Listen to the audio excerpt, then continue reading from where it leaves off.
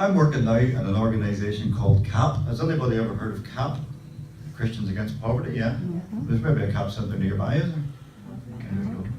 We've never one too far away. And I've been working there since 2010, I think. So I've worked a few jobs in my time. I've been a dishwasher, and a barman, I've been a lorry driver, a salesperson, didn't stick up on too long, mate. I worked in the factory, and I worked in computers. Estate agent, mortgage and protection advisor, and now I'm a CAP centre manager. But the best way to describe CAP is it takes and transforms broken lives. And I could probably condense what we do with Sean's story, and maybe take 2 minutes to tell you about Sean. Just before Christmas, we met Sean, and he came into our office and he says, "I'm homeless." And we says, "Well, what happened?" He said, "I was working in the printing factory, and I was sprayed with chemicals, industrial accident, and I was temporarily blinded." He says, "I had to go off work, I was sick, and I ended up being sacked. Marital failure ensued, and then he went to the housing executive and they says, you've rent arrears, so we can't give you any benefits." So essentially he fell through the cracks in the system, and he ended up sleeping in his car. So Sean was sleeping in his car, and winter was upon us, and he was really struggling with depression and suicidal tendencies. He was on a suicide prevention course. So we came in, we got food bank vouchers, we were able to get him some food, and we were able to get him a wee heater and stuff like that there, and start the process of seeing if we could get him accommodated. It's not always easy, I'm sure you're aware yourself. But kindly, a caravan owner, a caravan park owner, he put him up over Christmas. We went into a wee mobile home there. So happy day, Sean was happy as Larry. He says it was freezing, but it was far better than sleeping in the car. So, and then just last week we got word that Sean has been accepted into Compassion Housing, which is a housing project, supported housing project. And he's on a CAP plan to deal with his debts and his rent arrears. He reconciled with his family because this new flat has 2 bedrooms in it, so he can bring his children up to get a bit of respite and just to spend some time with them. So he's bright, he looks brighter, he's sounding brighter, and that's some of the stuff that CAP does. And we've done that in about 400 families in our CAP centre. And if you know anybody in debt or anybody that's struggling, just refer them to us. Does that sound like a plan? Yeah, good. So that's Sean anyway. Another way of maybe explaining what CAP does is just showing you a short video, because every year we are able to send some of our most needy CAP families away to Castlewellan Castle. Whoever's been to Castlewellan Castle? Great, brilliant. Yeah, and Castlewellan Castle's a place where you can go and stay and do canoeing and walks in the woods, and you get all your meals provided. And we call it a CAP discovery break. And a lot of people find Jesus there, and a lot of people get set free from their fears and from their even addictions, and even receive physical healing in their bodies. So it's a great time of year. And Michael made a little video of last year's break, so hopefully that'll work now, and he'll be able to show you that there. Take it away, Michael, no pressure.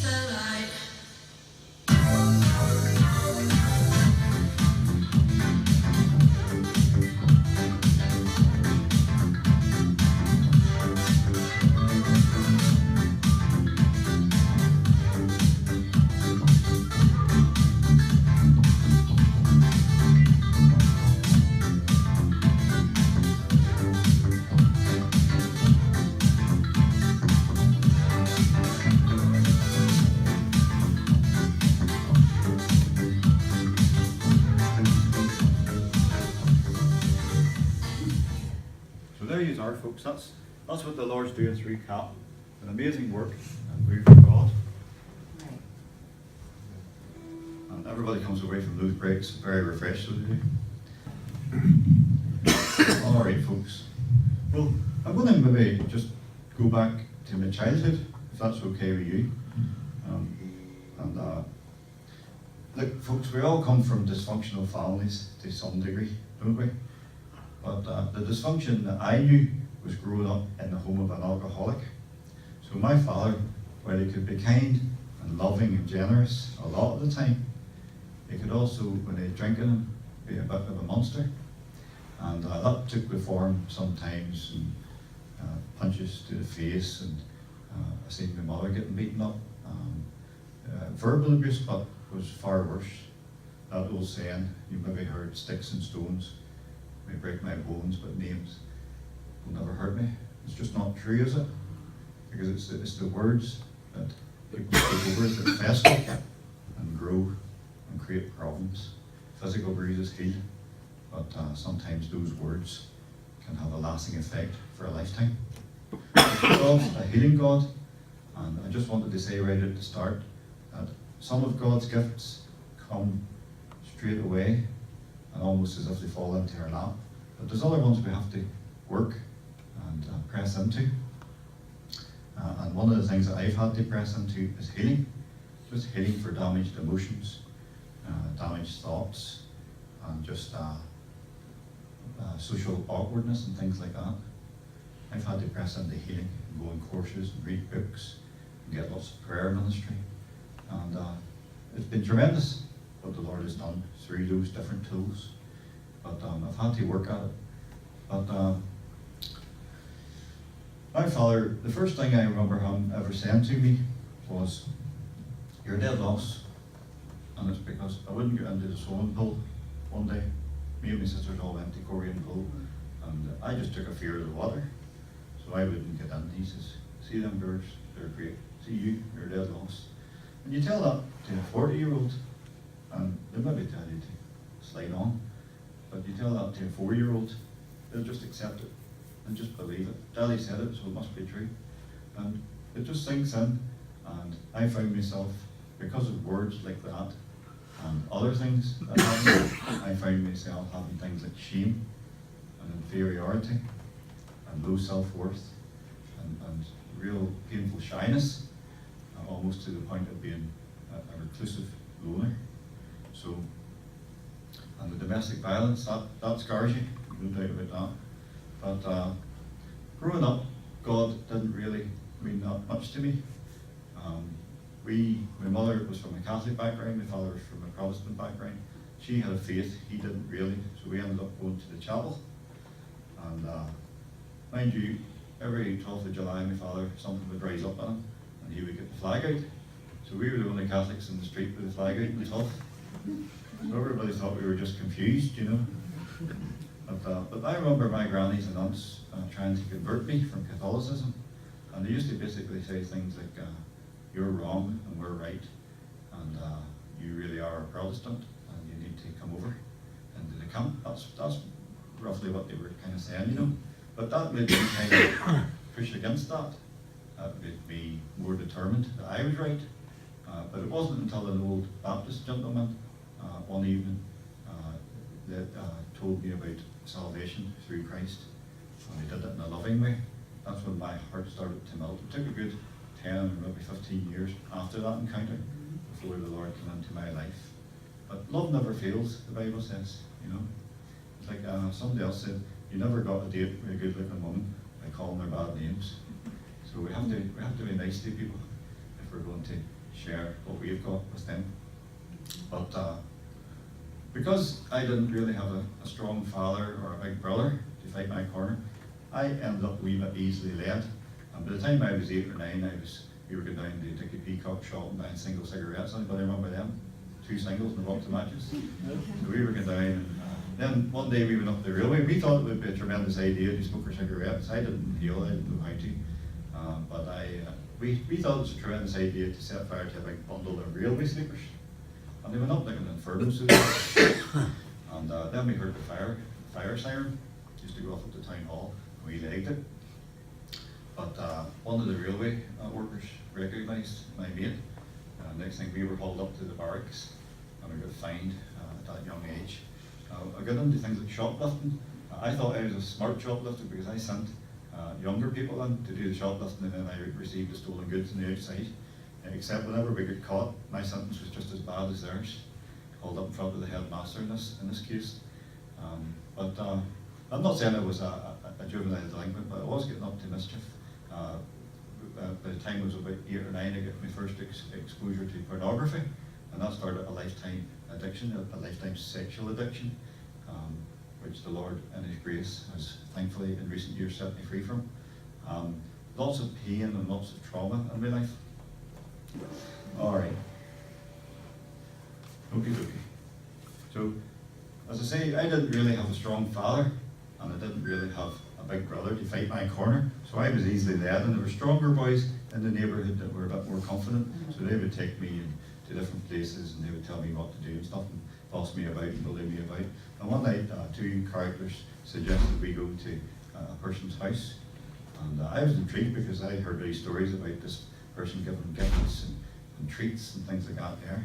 And there wasn't much money about in those days. My father being an alcoholic, we didn't get much pocket money or anything like that there.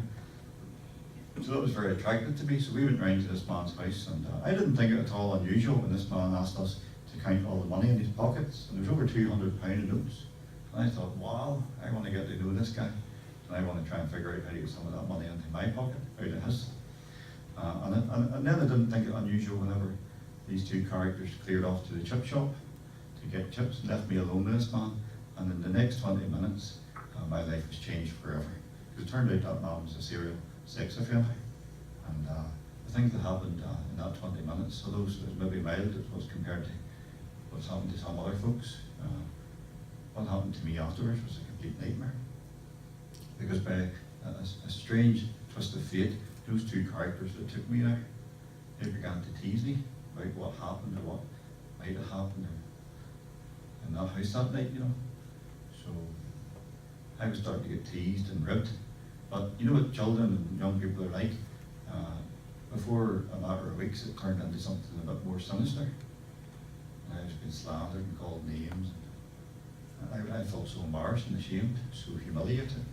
This was so unfair. And things escalated from there. They started calling me shameful, painful names. And the nightmare was unfolding out of nothing, so it was. And I found it hard to cope with this, with the shame and the anxiety of it. So I began to withdraw. And they started to paint graffiti inside of my house and in different spots, calling me these horrendous names.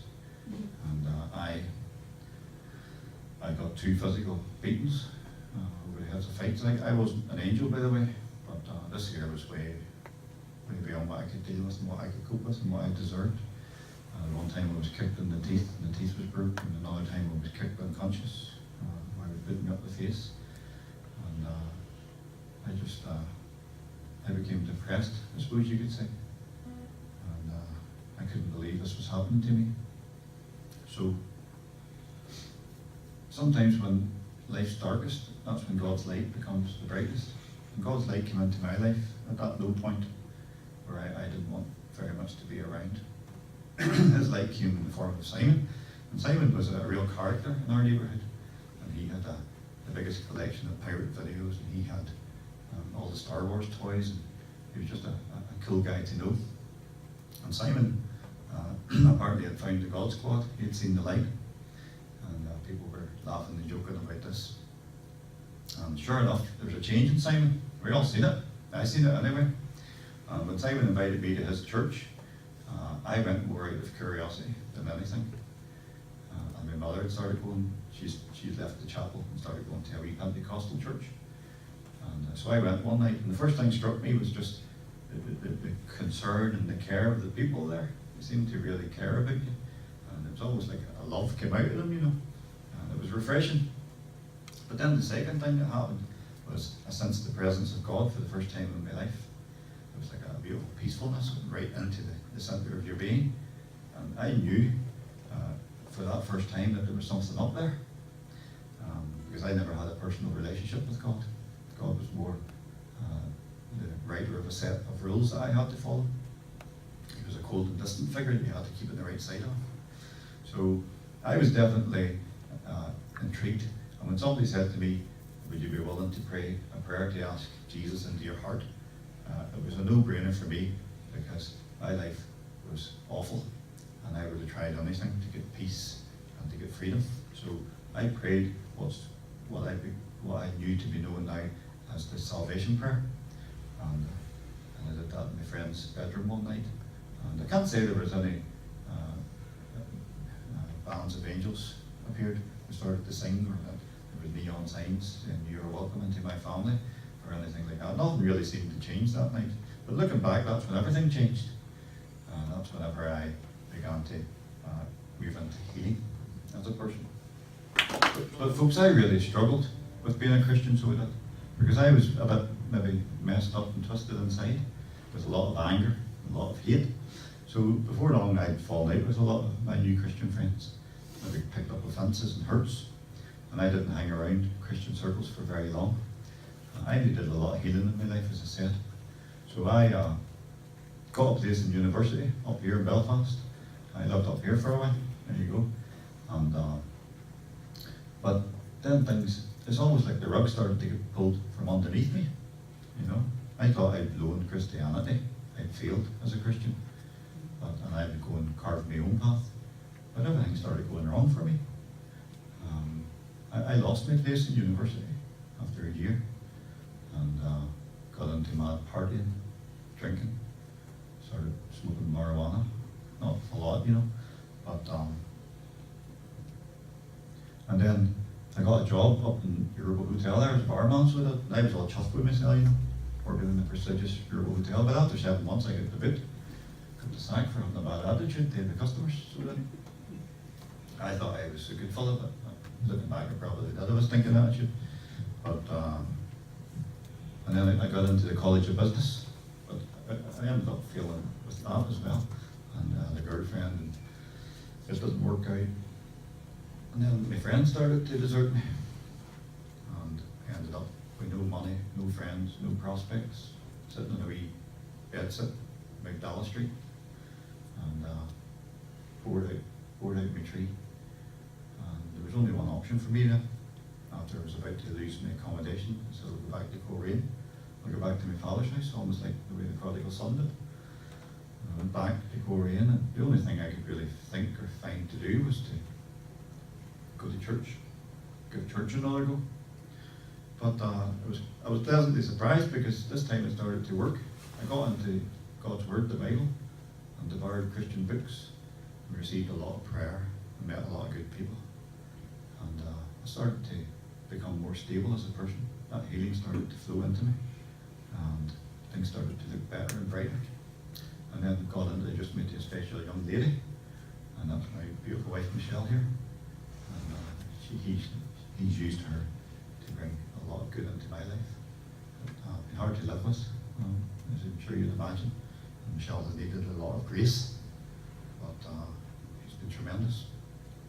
And I began to have a family. But whenever you have a family, you need to earn some money. So I had to take a hard but high-paying job. And it was a job that involved looking after vulnerable people. But before I go there, I'll maybe ask Michelle to come and share how we came together, came to meet each other. Because that's a lovely story that should encourage you as to how powerful God is and how much He wants to work in your life. And I'm sure He already has to do so. So would you like to talk, Michelle?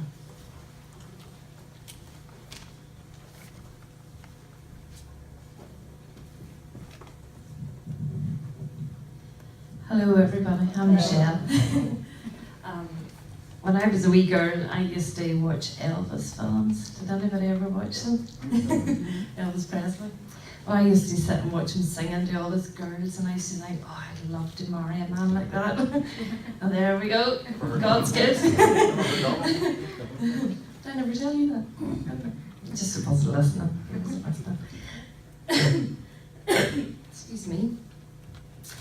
So, David, when I became a Christian, I was 25, and I remember I went to this church that David was sitting there he was sitting at the back. He must have just started going. So I had come to a place, I was 25, I had been a total party animal. So I had out every single night of the week partying. But ended up all my friends started getting married, and I was left alone. And all I did was like eat, work, sleep. And I was sitting in my own wee flat, you know, thinking, is this it? Is this my life? You know, I had lost all hope. I just couldn't see a future for myself. But I'm a hairdresser, and all these Christians started to come in and get their hair done. And they were all sharing wee things with me, and I always believed in God, you know, but again, I didn't have that personal relationship with him. So they invited me to church and all, and I grew up Catholic as well, so I thought, you know, if they want me to go to this church, I don't know. And I prayed for a friend. I said, Lord, if you want me to become a Christian, send me a friend. So, but 2 weeks later, this girl I work with, she wanted to become a Christian and told me she was going to go to church. And I said, well, I'm going with you, because I've been praying for a friend to go with me. So we went, and I had knew David previously, because being a hairdresser, I had cut his hair. And he's 2 years younger than me, he's my toy boy. So he used to come in to me, he was about 16, 17, and I was about 18, 19. And honestly, he used to come in and he was very good looking, but he had no confidence, and he's the only customer I've ever done who has sat and never looked in the mirror. He used to sit with his head down, and I used to think, gosh, that wee chap has no confidence, you know, never thinking that I'd be married to him someday. So that was okay. Lo and behold, went into this church when I was 25 years old, and there he was sitting at the back with all his friends, and he looked a bit grey and depressed, and I had just become a Christian, so I was all excited, and I'd found this new life, and I was up the front of church, and then we just started getting involved in all the different ministries and stuff, and just building a new life. And then all of a sudden David came from the back and started getting involved in things as well. So we became friends, so we did. And it wasn't too long after, we were out in the evangelism team just walking around the streets. And there was nothing, we were just friends, and that was it. Like, he was younger than me, I never looked on him like that there. So we were walking around the town hall in our wee town, and out of the blue he just said to me, Michelle, what are you looking for in a man? And I thought, I'm not really looking for a man. I had had a bad relationship, and I thought I never want to know another man ever again. So I was like, well, it has to be a mighty man of God, you know, and then everything else takes second place. And I says, what about you? What are you looking for in a woman? And he says, oh, mighty woman of God. And so at that point, it was like a wee switch just went on in me. And I was like, flip, I like him. You know, and I was like, oh. So anyway, I went home and I got my Bible, and I was like, Lord, what is going on? And I was a relatively new Christian, so I didn't really know the Bible. But I opened up at Songs of Solomon. Has anybody ever read Songs of Solomon? I couldn't believe all this was in the Bible. I was like, what?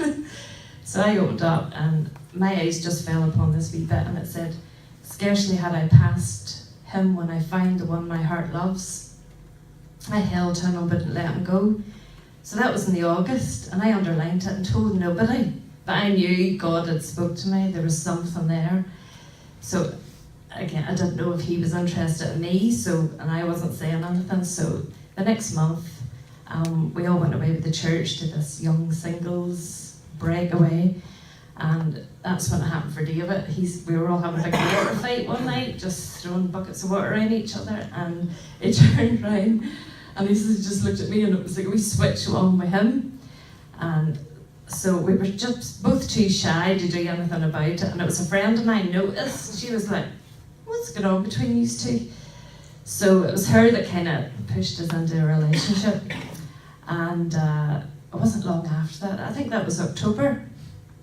And then in the January, David said to me, I want you to pray and ask God, you know, if we're to get married, if this is it, you know, if we've met each other and this is to be.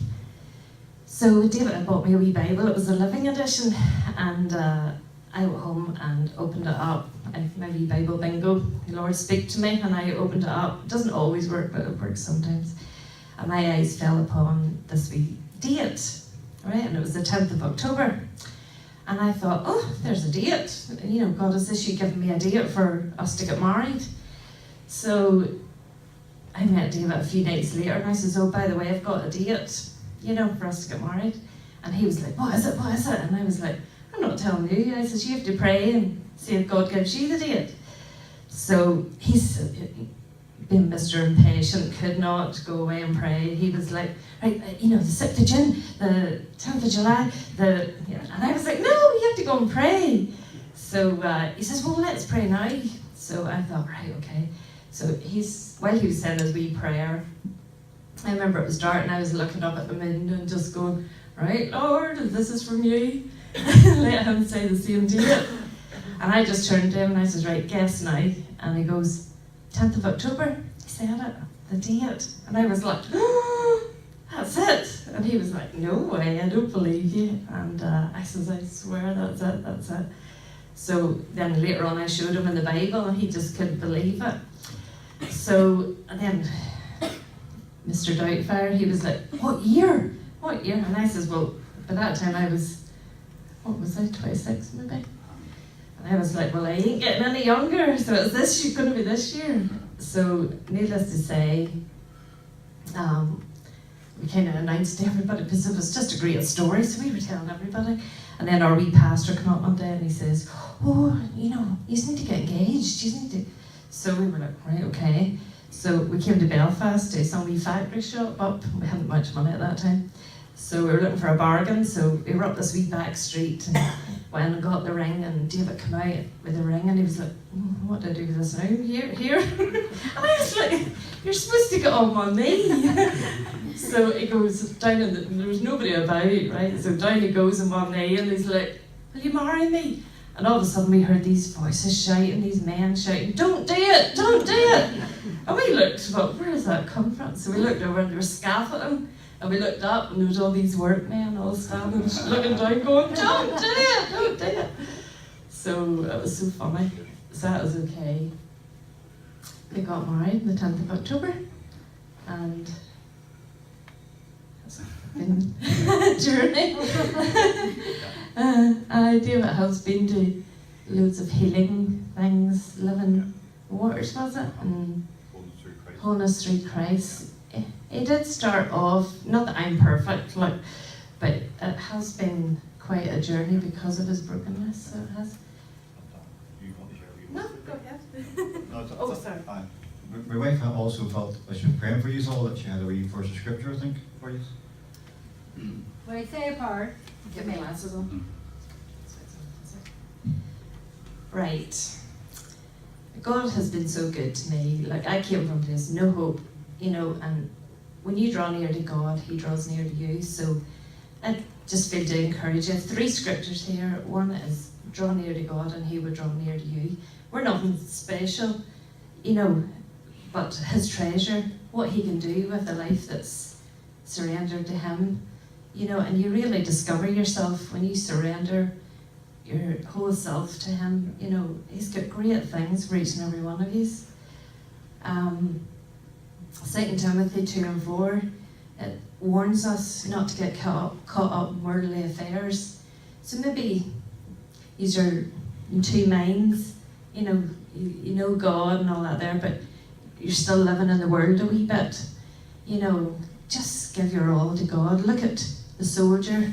He obeys the commanding officer, you know, and he's focused and obeying the orders, and God's given us the Bible, you know, just discover what He wants you to do and how He wants you to live. Look at the farmer, he's, you know, ploughs and he sows, and no matter what the weather, he just pushes on through and he reaps the harvest. And again with the athlete, you know, he trains and trains and trains and he wins the gold medal. And again, as I say, me and David's no different to any of the rest of you. God says, call to me and I will show you great and unsearchable things that you do not know. Okay, that's it. Thank you. That's your appreciation for Michelle. Yes. That's a powerful story. And you have your own stories too, I have no doubt about it, you know. And it's great to encourage one another and share our stories. Because I kept a lot of this stuff into me for years because of shame. And that was part of my healing journey, was I found one or two trusted people who I could tell about that abuse and tell about those addictions and things like that there. And God began to set me free. Because it says in the book of James, confess your faults to one another. And that healing comes through that there. Folks, 5 years ago, shock waves ripped through my own family. And my faith was tested to the core. For on the 7th of February 2011, I received a phone call. My sister Claire had gone missing. Now, this is not the first time that this had happened. Someone that suffered from chronic depression, Claire had been known to take herself off in her car and park up somewhere and take alcohol and sometimes tablets to dull the pain, calm the tormenting voices and the black thoughts she was experiencing. So we gathered together as a family and we just consoled each other and reassured one another that she'd be found safe and well and returned to her loving husband and 2 young daughters soon. But as the hours went on, we became increasingly worried. And then we got another call to say that they'd located Claire. So I drove immediately to that place. And as I got there, it was becoming dark.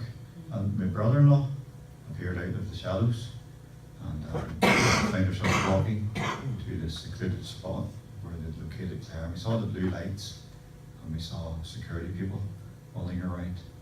And we found ourselves embracing arm to shoulder as we walked towards the place. And just as we approached that spot, a policeman with yellow tape walked across the road, put the tape out and said, sorry, you can't enter. And we found out that Claire had gone. She had passed away. So, to cut a long story short, that night I cried out to God. I said, Lord, I really need you to speak to me here. And I had my Bible sitting on my lap. And probably it was the first time ever in my life I've seen a Bible reference. And it was 1 Thessalonians 4:13. And I didn't know what that said in that chapter. But I looked it up quite eagerly. And I couldn't believe what I was reading. Because it said, brothers, we don't want you to be uninformed about those who sleep in death, so that you do not grieve like the rest of mankind who have no hope. For we believe that God will bring with Jesus those who have fallen asleep in him. The Lord will come down from heaven. The dead in Christ will rise first. After that, we who are still alive will be caught up together with them in the clouds to meet the Lord in the air, and so we will be with the Lord forever. And that gave me great comfort. And to be honest, since that time, I have never really felt a sadness or had to grieve the loss of Claire, because deep in my heart, I know she's okay. She's with the Lord, and that's how good the Lord is. Her husband found another precious lady not that long afterwards, and they're married now, and the girls have been looked after. A lot of pain in the family, but God's goodness has shone through. And I know she's okay. There's lots of challenges through that, there's lots of challenges ahead. But it's like Jesus was in the boat with us during the storm, and his peace has reigned regarding this dark situation ever since. It blew some of my theology out of the water, but I believe she's okay. So I just thought I would share that with you, because no doubt your lives have been ravaged by lots of pain, and that God's with you in the midst of that. And we're encouraged to cry out to him. I'm going to just wrap up now, folks. I get that job, with a particular organisation And I was looking after vulnerable people in that job. And one day they told me to look after seven vulnerable people. And that was happy days because I could get a wee cup of tea and watch some TV. I was just there on a fire watch and everybody was all comfortable and secure. But I started to get a scratchy feeling inside, almost like a hunch that there was something the matter, a heaviness. And it wouldn't go away, and it grew stronger and stronger until I found myself getting up and going and checking the 7 people I was responsible for. And as I looked in one door, in one of the cubicles, nothing untoward. The next one, yeah. And there were 7, maybe 8, I can't remember. But when I got to the 7th or the 8th, I looked in the window and I just couldn't believe my eyes because I saw the silhouette of a person hanging from the window frame, you know. And my legs turned to yellow. And I ran to an alarm point and raised the alarm.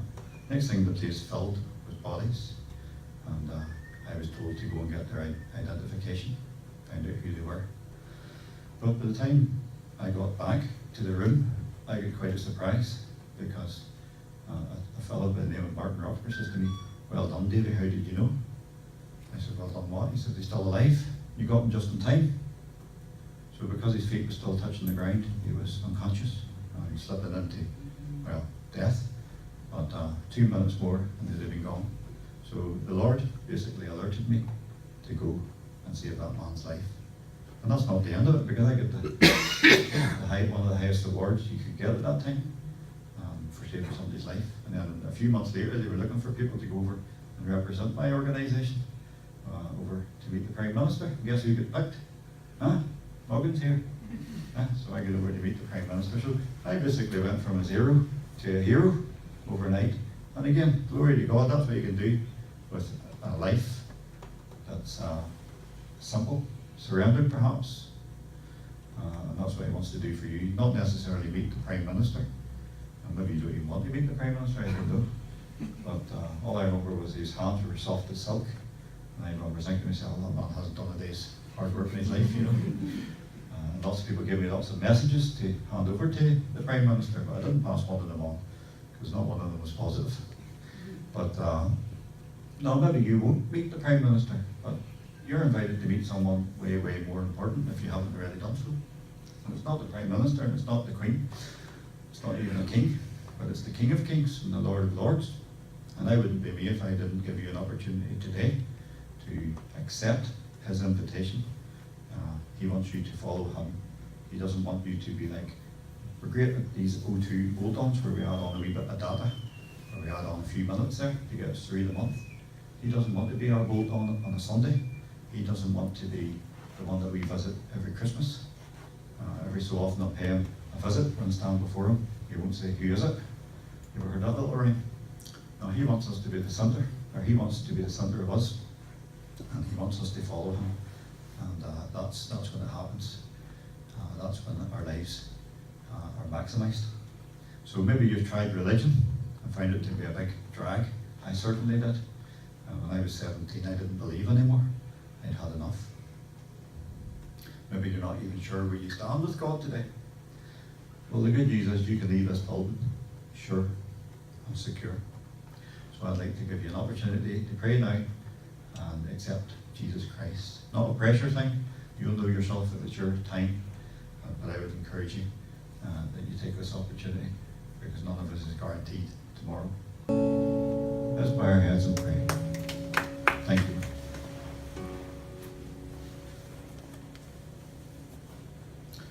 What I'd like to do, friends, is just recite a prayer of salvation. And I'd like to invite you to pray it line by line after me. This is similar to the prayer that I prayed. And this is the moment my life turned around when I was a 17-year-old. And so I'll just pray.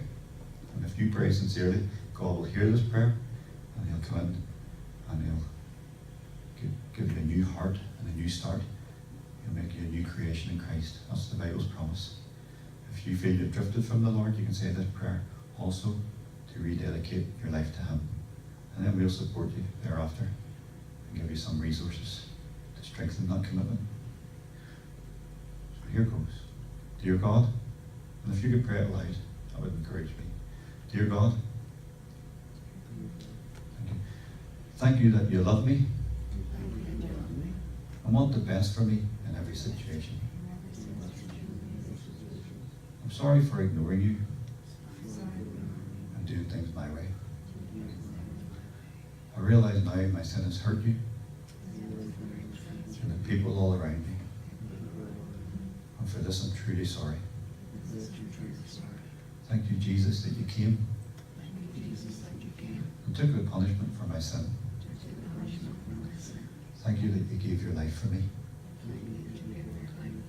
Please forgive me and help me now as I decide to live only for you. Amen. And just if you want to keep your heads bowed and your eyes closed for a second. If you prayed that prayer,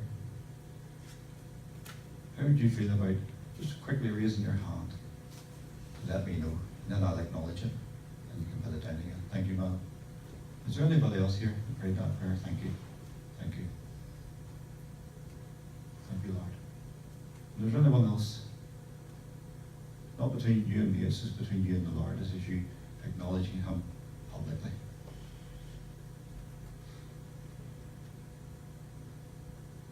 Is there anyone here who prayed that prayer because you've drifted Was from it the part Lord? for Sandra Faulkner, mate? All right, Pep. Is there anyone else who has drifted from the Lord and would like to, has decided to come back to him? Can you just raise your hand now? Thank you. And is there anyone else here this morning? I'll give you a few moments more. Just allow you to do business with the Lord. Again, we're not going to embarrass you, we're just going to give you some resources. Those will allow us to support you. All right, you can raise your heads now and open your eyes. And hopefully your wallet's still there. I shouldn't be joking. But no, that's great. The Lord's great. I'm encouraged, and he's rejoicing in heaven with the angels. So I've got these little cards today. That's the last thing. It's not quite these ones, but Derek's got those. And it's got the Shankill Community Fellowship logo on them. So we're going to just pass those out now. You'll really bless me and make me happy if you fill one up. Because that just lets us know what the Lord did here today, and that encourages us and lets us know how to grow these talks in this ministry. But also, more importantly, it allows Derek and his team to support you with resources and different things that's going on here. All right, so if you could fill one of those, every person. How many people will be here today? Got about 30. Okay, so we'll unlock the doors whenever I get 30 cards back. Is that sound? Yeah? No, but please do fill one up. And we've also got some books, some Bibles, for those that did make a profession of faith. I think there was maybe 5 hands up there. So we'd love to give you a Christian biography or a New Testament, plus a little pack called a Strong Start Pack, and it's got a worship CD, and it's got a little devotional that you can read every day to strengthen your faith with the Lord. All right. Finally, if any of those subjects that were brought up today were painful or brought up wounds or anything uncomfortable for anyone, or for any other reason, we'd love to pray with you. Some nice gentle prayer ministry. And just ask the Lord to meet with you and bless you. And you've been so wonderful. So that's me done. Thank you. Right, thank you, David. And there's tea and coffee as usual downstairs. That was David as himself today, and maybe later on in the autumn time he might agree to come back as Johnny Cash. I agree already.